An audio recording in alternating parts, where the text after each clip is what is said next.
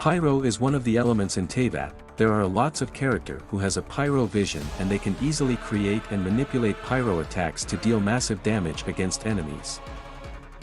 Before we start, there is a small mechanic we need to be cleared about. In elemental reactions there could be multiple elements involved. When a character first applies an element to the opponent, it creates an aura on them for some second. And when a second element is applied on the same opponent, it is called the trigger. Aura and trigger makes elemental reactions. Now that that's out of the way, let's talk about pyro reactions.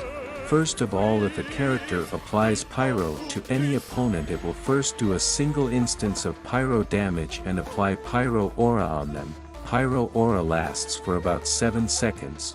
Until the pyro aura dissipates, it will continuously do burning damage to enemies. Next we have hydro. When pyro and hydro mixes together, it creates vaporize reaction. If hydro aura is triggered by pyro, it will make reverse vaporize reaction and the pyro damage dealt will be 150% more. Reverse vaporize is one of the strongest reactions in Genshin Impact and used by a lot of characters. After that we have cryo. If cryo aura is triggered by a pyro attack, forward melt reaction occurs doing 200% extra pyro damage. Next we have electro. Regardless of which element is aura or trigger. Pyro and electro will always create overloaded reaction. That the damage dealt will depend on the trigger element.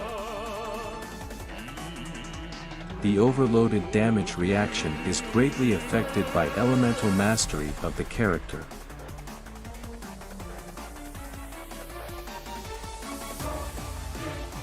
Denro is the last element added to the game, but pyro coming into contact with does not create any new reaction other than burning.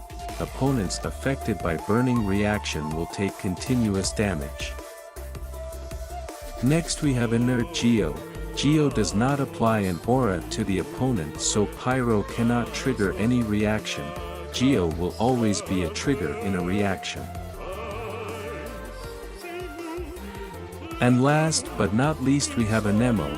Anemo attacks does not have an aura, so pyro can never trigger a reaction with Anemo.